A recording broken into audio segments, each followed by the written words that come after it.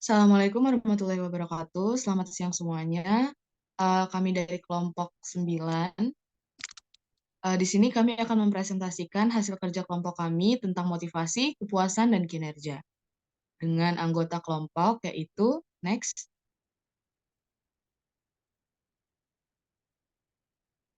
saya sendiri yaitu Raden Rosalwa AG dengan NPM 2111101160.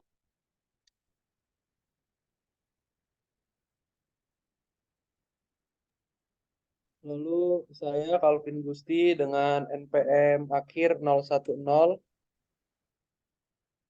Dan saya Adila Justify Nawasara dengan ujung NPM 099. Di sini kami akan mempresentasikan hasil kerja kelompok kami yang akan dimulai oleh Adila.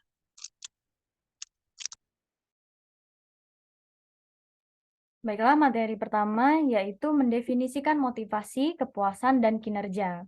Sebagian besar peneliti mendefinisikan motivasi sebagai segala sesuatu yang memberikan arah, intensitas, dan ketekunan pada perilaku. Jadi, motivasi itu berperan setiap kali seseorang memilih aktivitas atau tugas yang dapat diamati secara langsung. Kinerja di sisi lain menyangkut perilaku yang diarahkan pada misi atau tujuan organisasi atau produk dan layanan yang dihasilkan dari perilaku tersebut. Kinerja berbeda dari efektivitas, yang umumnya melibatkan membuat penilaian tentang kecukupan perilaku sehubungan dengan kriteria tertentu seperti kelompok kerja atau tujuan organisasi. Kepuasan kerja ini bukanlah seberapa keras seseorang bekerja atau seberapa baik seseorang bekerja, melainkan seberapa besar seseorang menyukai jenis pekerjaan atau aktivitas kerja tertentu. Nah, faksi kepuasan kerja berkaitan dengan sikap atau perasaan seseorang tentang pekerjaan itu sendiri, gaji, peluang promosi atau pendidikan, pengawasan rekan kerja, beban, dan seterusnya. Nah, selanjutnya yaitu memahami dan mempengaruhi motivasi pengikut. Nah, di sini tuh ada hierarki kebutuhan Maslow. Bagaimana konteks mempengaruhi motivasi? Nah, salah satu cara untuk membuat pengikut terlibat dan bertahan dengan perilaku yang diperlukan untuk mencapai tujuan kelompok adalah dengan menarik kebutuhan mereka. Kebutuhan mengacu pada keadaan internal, ketegangan atau gairah, atau keadaan tidak nyaman, kekurangan orang termotivasi untuk berubah. Di sini ada teori atau pendekatan. Jadi hierarki kebutuhan Maslow itu berorientasi pada pencapaian.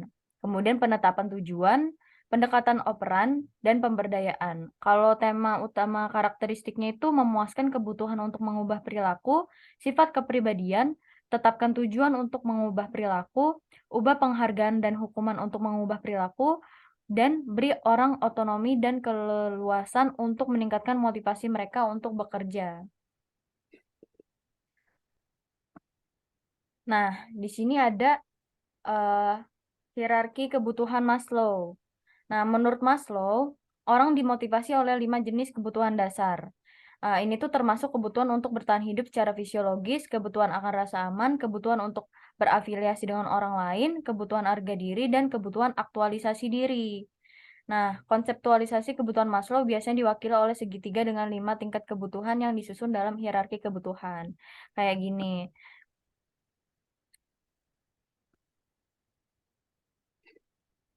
Selanjutnya yaitu orientasi prestasi. Bagaimana kepribadian mempengaruhi motivasi.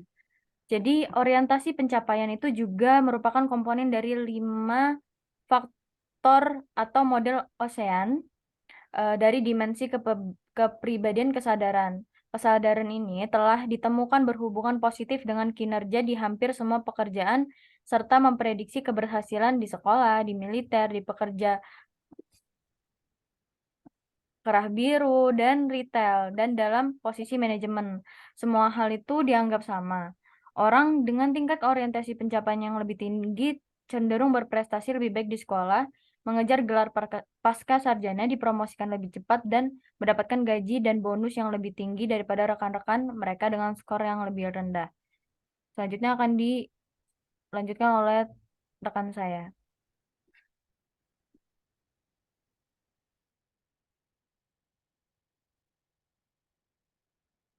Next. Oke, materi yang selanjutnya yaitu tentang penetapan tujuan. Jadi di sini akan membahas gimana target kinerja yang jelas itu bisa mempengaruhi motivasi. Dari Locke dan Latham sendiri, tujuan itu merupakan penentu paling kuat dari perilaku tugas. Jadi tujuan ini merupakan hal yang paling krusial untuk menentukan perilaku orang tersebut dalam menjalankan tugas. Karena tujuan ini bisa mengarahkan perhatian, memobilisasi usaha, membantu orang mengembangkan strategi pencapaian, dan membantu orang terus mengerahkan usaha sampai tujuannya ini tercapai. Ini mengarah pada gilirannya ke tujuan yang lebih tinggi. Jadi di sini bisa dilihat jelas korelasi antara adanya penetapan yang jelas dan bagaimana tujuan tadi yang sudah ditetapkan itu bisa mempengaruhi motivasi kerja. Next. Nah, selanjutnya ada pendekatan operan. Di sini akan membahas bagaimana penghargaan dan hukuman itu bisa mempengaruhi. Jadi di sini ada dua hal yang harus kita ketahui terlebih dahulu, yaitu hadiah dan hukuman. Yang mana hadiah itu merupakan konsekuensi atas apapun itu yang kita lakukan yang meningkatkan kemungkinan bahwa perilaku tertentu itu akan diulang. Jadi hadiah ini bisa menjadi indikasi kalau apa yang kita lakukan itu patut untuk diulang kembali dan dilakukan kembali. Sedangkan hukuman itu tuh merupakan stimulus permusuhan atau penarikan sesuatu yang diinginkan. Jadi di sini hadiah dan hukuman itu bisa berperan dan mempengaruhi bagaimana motivasi seseorang dalam bekerja. Next.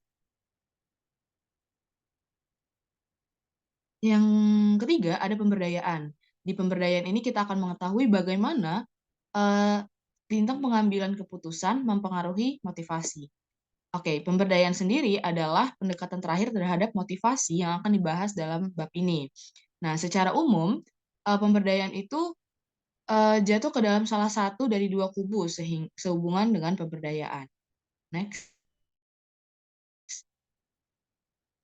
Selanjutnya akan disampaikan oleh Terima kasih Roro. Selanjutnya yaitu rangkuman tentang motivasi. Nah, motivasi sendiri berasal dari bahasa Latin, yaitu movere, yang berarti menggerakkan. Motivasi adalah serangkaian sikap dan nilai-nilai yang mendorong serta mempengaruhi individu dengan menggerakkan atau menggugah seseorang agar timbul keinginan dan kemampuan untuk melakukan sesuatu hal untuk dapat memperoleh hasil dan mencapai tujuan yang diinginkan. Nah, motivasi ini akan mendorong individu karyawan untuk aktif menyelesaikan berbagai tugas sesuai tanggung jawabnya. Seorang karyawan yang termotivasi juga akan mempunyai kepuasan kerja dan performa yang tinggi, serta mempunyai keinginan kuat untuk mencapai target perusahaan yang dituju. Bagi suatu perusahaan, tentunya motivasi karyawan ini sangat penting ya dalam membantu perusahaan untuk mencapai tujuan yang direncanakan. Karyawan yang termotivasi juga bukan hanya membuat kinerjanya meningkat, tetapi juga bisa meningkatkan komitmennya terhadap pekerjaan. Dan dengan hal ini, seorang karyawan pasti mengupayakan usaha terbaik agar segala tugas dan tanggung jawab yang mereka miliki dan diberikan kepada karyawan tersebut dapat diselesaikan secara maksimal. Next.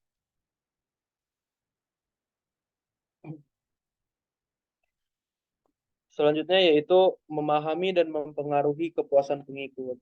Jadi di sini dibagi dua ya, ada pekerja yang puas dan pekerja yang tidak puas. Untuk pekerja yang puas itu cenderung terlibat dalam perilaku organisasi yang melampaui deskripsi tugas dan peran mereka serta membantu mengurangi beban kerja dan tingkat stres anggota lain dalam organisasi. Nah, untuk pekerja yang puas itu biasanya cenderung terlibat dalam perilaku organisasi yang melampaui deskripsi kan. Jadi maksudnya seorang pekerja atau karyawan dapat dilihat kalau mereka puas dengan pekerjaan itu, biasanya mereka cenderung lebih semangat kerjanya dan menyelesaikan pekerjaan yang telah diberikan itu secara maksimal dengan segala potensi atau kelebihan yang mereka miliki. Lalu dampak positif ini juga biasanya dapat mempengaruhi ke rekan kerjanya yang lain. Selanjutnya, pekerja yang tidak puas cenderung bersikap menentang dalam hubungannya dengan pemimpin dan terlibat dalam berbagai perilaku yang kontraproduktif. Nah, eh, ketidakpuasan juga alasan utama seseorang meninggalkan organisasi, dan kebanyakan alasan seseorang merasa puas atau tidak puas itu berada dalam kendali pemimpin. Lalu di bagian sebelah kanan itu ada pergantian fungsional yang merupakan sesuatu yang sehat bagi organisasi, atau perginya beberapa pengikut karena mereka itu pensiun atau tidak cocok dengan organisasi atau pekerja dengan kinerja di bawah standar. Sebaliknya, ada pergantian disfungsional, yaitu terjadi saat pekerja terbaik dan paling cemerlang di dalam organisasi atau perusahaan tersebut merasa tidak puas dan pergi meninggalkan pekerjaannya. Lalu next.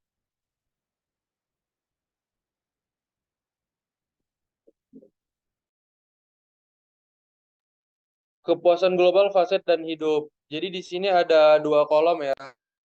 Ada teori atau pendekatan dan cara pemimpin meningkatkan kepuasan kerja. Untuk teori hierarki kebutuhan Maslow, orientasi prestasi, ini cara pemimpin meningkatkan kepuasan kerjanya itu membantu orang memenuhi kebutuhan mereka, mengamankan sumber daya yang diperlukan, menghilangkan hambatan, dan memungkinkan orang melakukan kegiatan yang penting bagi mereka.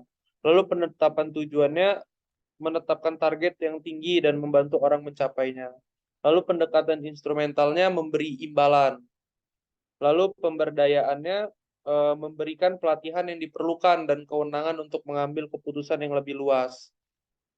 Lalu next.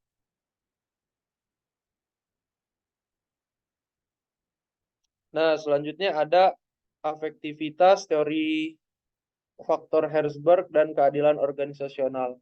Untuk teori afektivitas sendiri ini mengacu pada kecenderungan seseorang untuk bereaksi terhadap rangsangan dalam sikap emosi yang konsisten.